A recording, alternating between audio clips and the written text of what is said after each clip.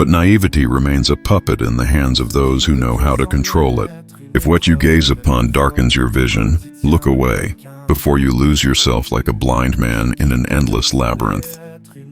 Once upon a time, there was a young man full of hope named Excess, raised in a modest family bound by sincere love. His father, a dock worker at Franklin Port, had spent his entire life working to give his son what he himself never had. His mother, a woman of faith and gentleness, saw in him the light of their lineage, the only son, the living dream born of 2 lives of sacrifice.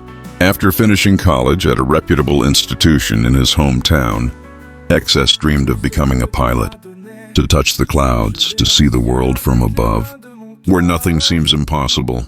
But before leaving for university in the capital, he wanted to grant himself one last journey, a breath of freedom, a final glance at the land he loved. That morning at Franklin Port, the river seemed to breathe with the wind, and the inner sea stretched endlessly, as if it wanted to bid him farewell.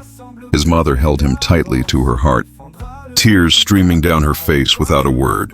She felt deep within her that he was leaving, not merely to study, but to fulfill a destiny that the generations before him had failed to carry. The boat slowly lifted anchor amid the rumble of the diesel engine. The mooring cables snapped like old vows being released. It was his first great river voyage. He already dreamed of seeing the confluence of the Kasai and the Congo rivers, where the 2 currents merged like 2 lives meeting. The wind carried the songs of the waves and the distant cries of seagulls. Excess, in awe, watched the wake split the brown and tranquil waters. But he did not know that the greatest danger would not come from the river's depths, but from the gaze of a young woman whose eyes sparkled like fireworks. That was when he saw her, Nongxin, a rare beauty, as graceful as moonlight on water. Her soft voice was enchanting, and her eyes glowed with an almost supernatural light. Every man on board seemed spellbound, but none had won her sympathy. Excess approached her with the innocence of one who does not yet know the snares of love, and that innocence became his downfall. Days passed aboard the ship, and their destinies intertwined like 2 threads of the same cord.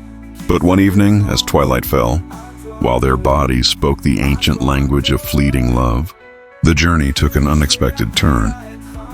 As the ship approached a narrow branch of the river, a violent gust shook the sails and unbalanced the structure. A loud crack echoed from the port bow. A breach had opened in the hull after a brutal impact against a submerged rock.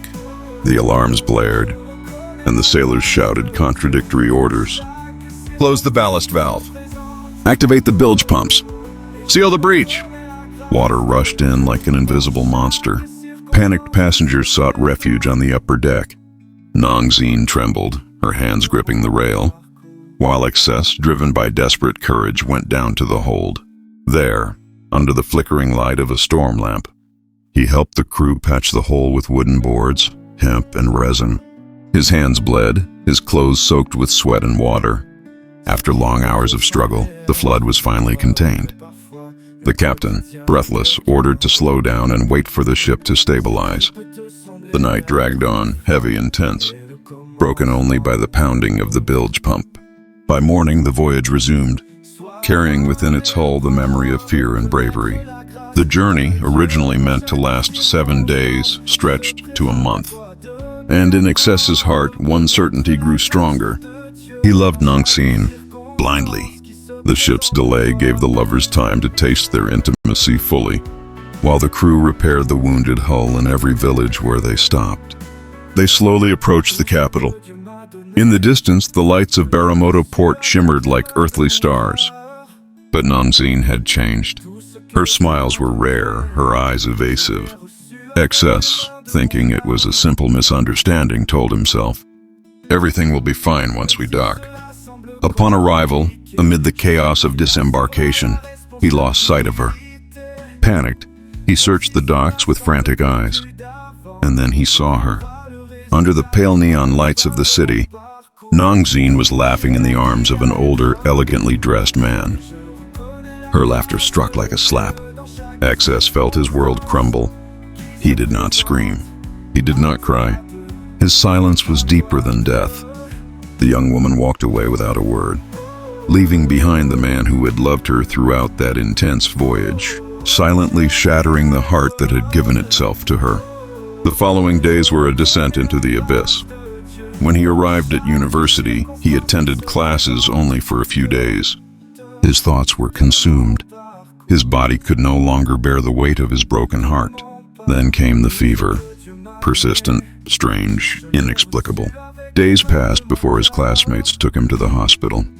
Doctors at the university clinic ran every test, blood work, biopsies, viral analyses, but nothing matched any known disease. His condition worsened: weight loss, dry cough, night sweats, loss of coordination, and finally the truth came. Nongzim carried an unknown infectious agent, highly contagious, a disease for which medicine had yet to find a cure. Infected by love, Excess understood he would not survive. 9 months passed. His body became a shadow, trapped in a hospital bed, unable to speak, unable even to move. His final breath carried his mother's name. If I had loved only you, I would still be chasing my dream. As the academic year drew to an end, his parents waited eagerly for news of his success. But it was the hospital's sealed letter that arrived at Franklin Port. The father collapsed. The mother stood still, motionless, petrified by grief. For a month, she wandered between prayer, the fields, and silence, each night staring at her son's photo on the bedside table. Then one morning, she took the photo in her hands and whispered, "My son is gone. I'm going to join him." She was found lifeless, her face peaceful, as if, on the other side, she had finally found him again. Thus ended the story of Excess, the young man who wanted to see the world, but saw only the deceiving face of beauty. Light, when not guided by wisdom, can become the shadow that consumes us. And sometimes, what we call love is but a trap of destiny. Never let your heart follow what your eyes desire, for the eye may admire, but only discernment saves the soul.